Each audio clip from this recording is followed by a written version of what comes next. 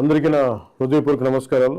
ఈరోజు ప్రతి పౌరుడికి సంబంధించిన ఒక ముఖ్యమైన విషయం గురించి మాట్లాడాలనుకుంటున్నాను. Freedom of speech and expression అనేది మనకి రాజ్యాంగం కల్పించిన ప్రాథమిక హక్కు. ఆ హక్కుని నేను గౌరవిస్తాను, ఎన్డీఏ ప్రభుత్వం కూడా గౌరవిస్తుంది. సోషల్ మీడియా ఇప్పుడు మన రోజువారీ జీవితంలో ఒక భాగం అయిపోయింది. మన అభిప్రాయాలను చెప్పడానికి, ప్రజా సమస్యల్ని ప్రభుత్వ దృష్టికి తీసుకురావడానికి, ఒకరితో ఒకరు అనుసంధానం అవడానికి, ప్రభుత్వాన్ని ప్రశ్నించడానికి ఇది ఒక శక్తివంతమైన వేదిక. కానీ మనం గుర్తుంచుకోవాల్సిన ఒక ముఖ్యమైన విషయం ఉంది. ఫ్రీడమ్ ఆఫ్ స్పీచ్ అనేది పూర్తిగా అపరిమితమైన హక్కు కాదు.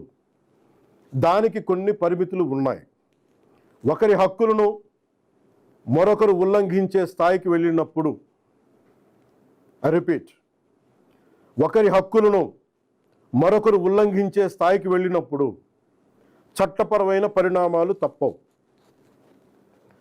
భారత రాజ్యాంగంలోని ఆర్టికల్ 19 క్లాస్ 2 ప్రకారం దేశ సమగ్రత, జాతీయ భద్రత, ప్రజాశాంతి, మర్యాద, నైతిక విలువలు, పరువు నష్టం, నేరాలకు ప్రేరేపించడం వంటి అంశాల్లో రీజనబుల్ రిస్ట్రిక్షన్స్ ఉన్నాయి.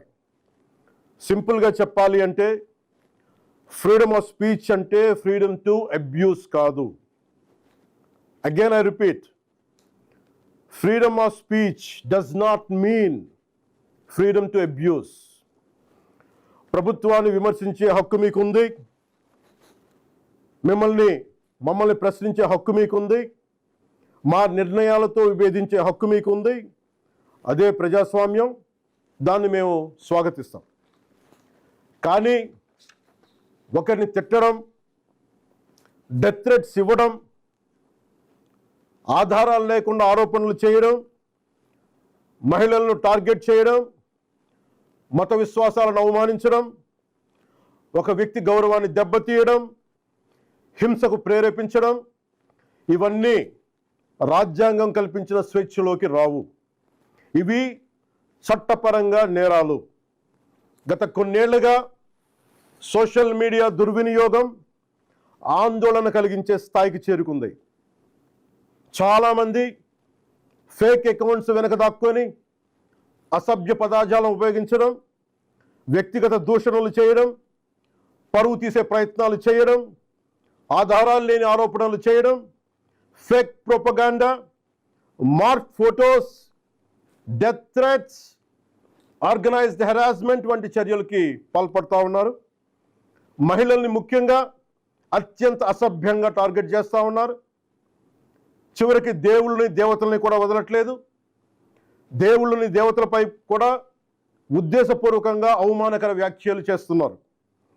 ఇవన్నీ కూడా ఫ్రీడమ్ ఆఫ్ ఎక్స్ప్రెషన్ కింద రావు. ఇది హెల్దీ క్రిటిసిజం కాదు. ఇది ప్రజాస్వామ్యం కానే కాదు. ఈ సందర్భంగా ఒక విషయం చాలా స్పష్టంగా చెప్పాలనుకుంటున్నాం. Constructive criticism, fair comment, satire ఇవన్నీ ప్రజాస్వామ్యంలో భాగమే. విభిన్న అభిప్రాయాలను వ్యక్తం చేసే హక్కుని మేము పూర్తిగా గౌరవిస్తాం. కానీ malicious fake campaigns, hate speech, criminal intimidation, cyber harassment, organised abuse, ఒకరి పరువును ఉద్దేశపూర్వకంగా దెబ్బతీయాలనే ప్రయత్నాలు, ఇవన్నీ ఫ్రీడమ్ ఆఫ్ స్పీచ్ పేరుతో సమర్థింపబడవు. ఇంకో విషయం చాలా స్పష్టంగా చెప్తున్నాం.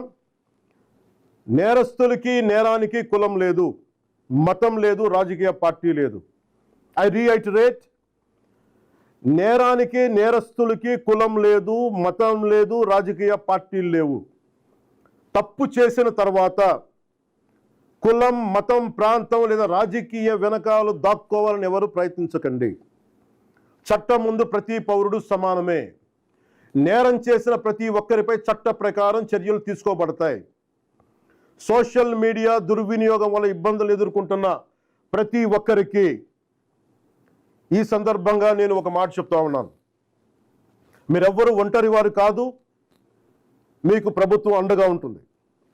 డిప్యూటీ చీఫ్ మినిస్టర్ ఆఫీస్లో సోషల్ మీడియా దుర్వినియోగానికి సంబంధించిన ఫిర్యాదులు స్వీకరించేందుకు ప్రత్యేక వ్యవస్థని ఏర్పాటు చేయబోతున్నాం.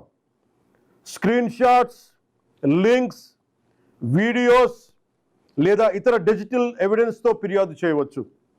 ప్రతి జెన్యూన్ కంప్లైంట్ను పరిశీలించి సంబంధిత అధికారులకు పంపించి చట్టపరమైన చర్యలు తీసుకునేలా చేస్తాం.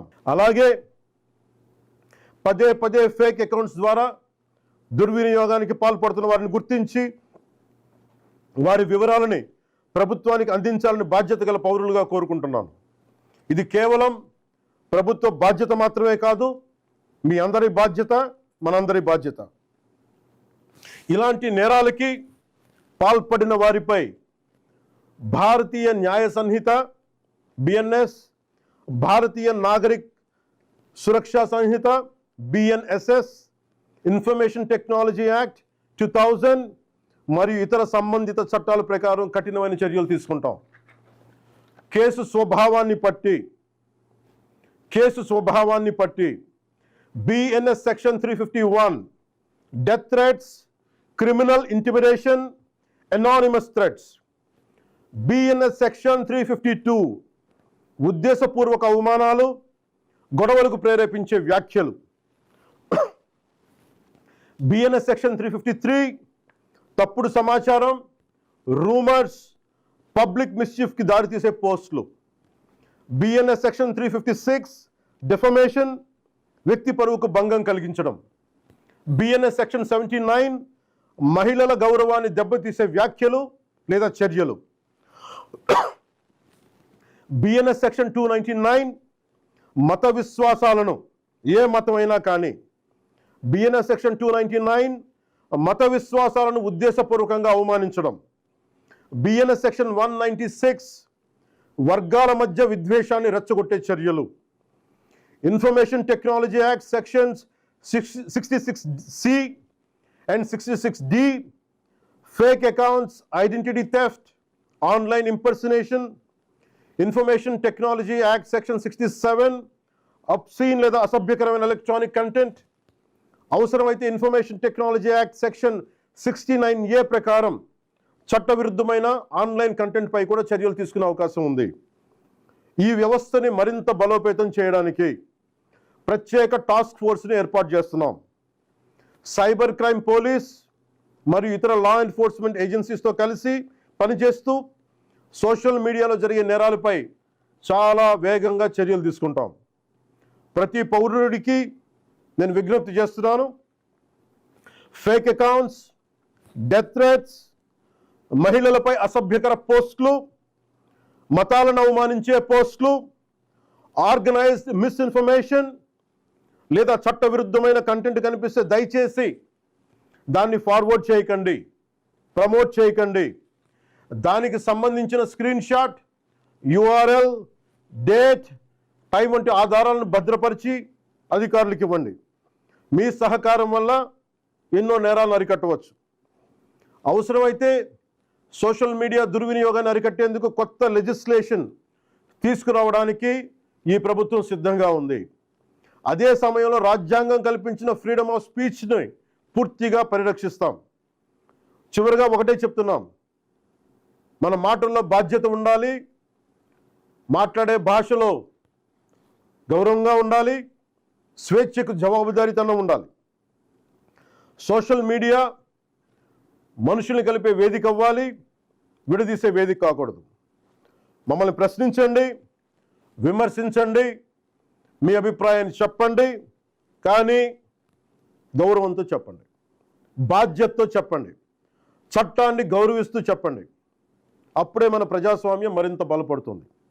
అలా కాకుండా మా ఇష్టానికి మాట్లాడతాం, మా ఇష్టానికి ఏదైనా అంటామంటే I promise you will face the legal consequences. Thank you. జై హింద్.